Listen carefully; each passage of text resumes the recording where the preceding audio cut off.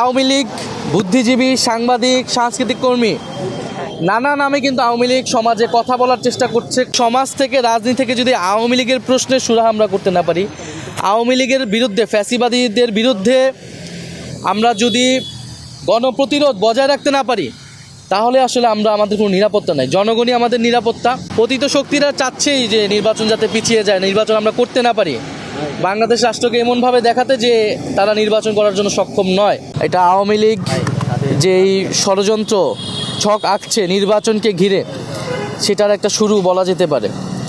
ফলে এই ধরনের পরিবেশকে আমরা কিভাবে একত্রে মোকাবেলা করব এবং সেটার জন্য যেই ফ্যাসিবাদ বিরোধী জাতীয় ঐক্য প্রয়োজন, সেটা যাতে অটুট থাকে।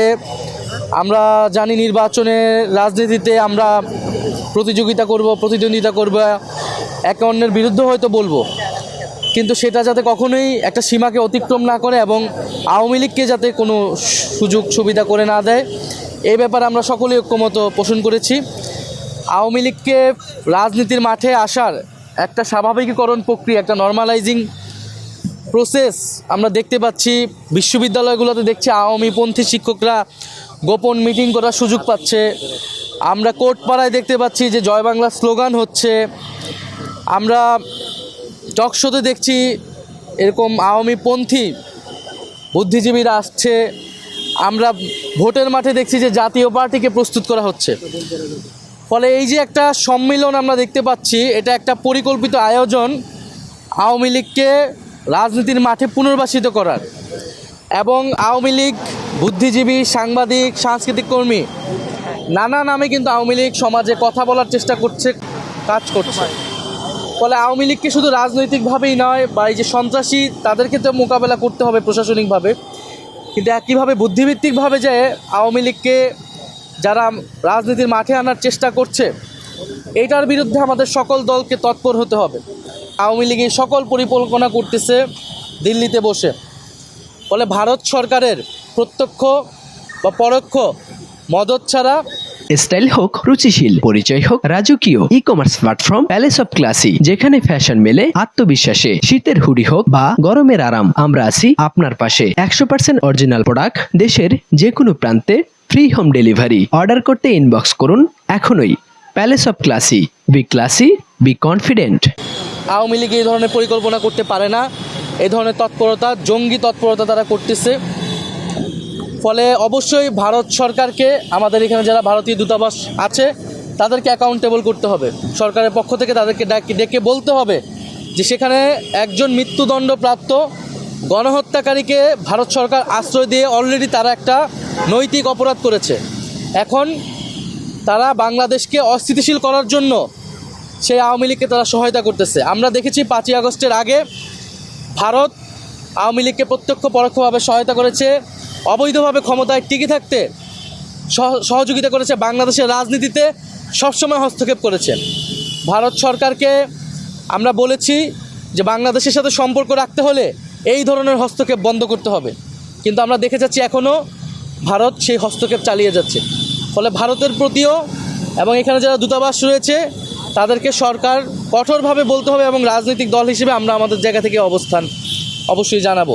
সর্বোপরি জনগণের প্রতি আমাদের আহ্বান থাকবে যে রাজনৈতিক দলের জায়গা থেকে আমরা ঐক্যের আহ্বান জানাচ্ছি, কিন্তু জনগণের ভিতরে যেই দল মতেরই হোক না কেন, সে ঐক্যটা লাগবে। এবং ভোটের মাঠে যে আওয়ামী লীগের ভোট নেওয়ার যে একটা প্রতিযোগিতা আমরা দেখতে পাই, সেইটা যাতে আমরা খুবই সতর্কভাবে, সচেতনভাবে করি। কারণ সেই আওয়ামী লীগ ঢুকে আপনার দলের নেতাকে যে হত্যা করবে না, তার নিশ্চয়তা নাই, কারণ গতকালকে আমরা সেটা দেখেছি।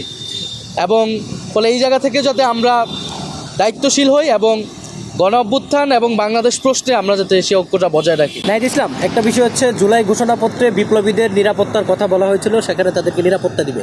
জুলাই বিপ্লবের একজন সম্মুখ সারির যোদ্ধা ছিলেন হচ্ছে উসমান আদি, তার উপর হামলা হলো।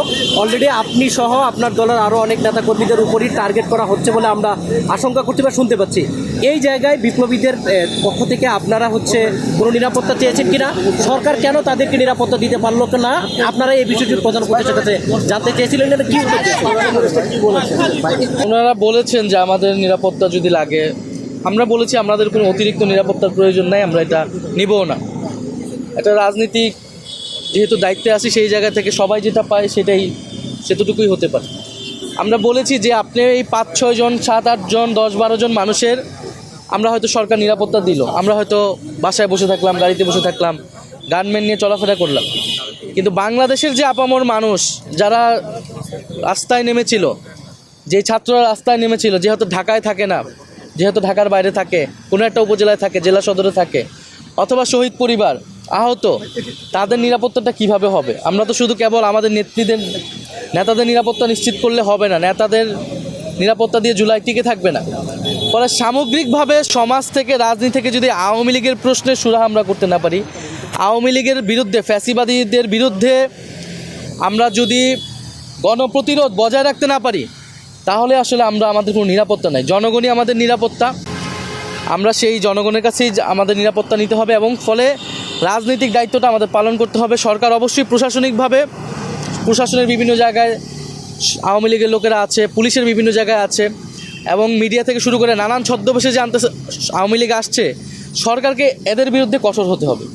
আর বাকিটা রাজনৈতিক দলের জায়গা থেকে আমরা বলেছি, কোর্টপাড়ায়, বিশ্ববিদ্যালয়ের সকল রাজনৈতিক দলের, ফ্যাসিবাদ বিরোধী দলগুলোর মতাদর্শীপন্থী কিন্তু সংগঠন রয়েছে, তারা যাতে তাদের সংগঠনকে, তাদের মতাদর্শী লোকদেরকে মোবিলাইজ করায়, কারণ এটা শুধু এনসিপি এককভাবে সম্ভব না, বা ফলে সবাইকে শুধু রাজনীতির মাঠে নয়, এই যে বিভিন্ন সেক্টর, আমি এটাকেই বারবার গুরুত্ব দিচ্ছি, কারণ সম্মতি তৈরি করা হচ্ছে অন্য জায়গায়, কোর্টে তৈরি করা হচ্ছে, মিডিয়াতে তৈরি করা হচ্ছে, বিশ্ববিদ্যালয়ে তৈরি করা হচ্ছে, ফলে এইসব জায়গায়, সাংস্কৃতিক জায়গায় তৈরি করা হচ্ছে, এইসব জায়গায় আওয়ামী লীগকে অবশ্যই প্রতিরোধ করতে হবে এবং প্রশাসনিকভাবে আওয়ামী লীগকে আরও বেশি সন্ত্রাসীদের চিহ্নিত করে গ্রেফতার করতে হবে এবং ভারতকে অ্যাকাউন্টেবল করতে হবে। এই 3টা জায়গায় যদি আমরা কাজ করতে পারি সম্মিলিতভাবে, আমরা মনে করি যে নির্বাচন সম্ভব এবং সুষ্ঠু নির্বাচন স্বার্থে এই 3টা জিনিস আমাদের অবশ্যই করা লাগে।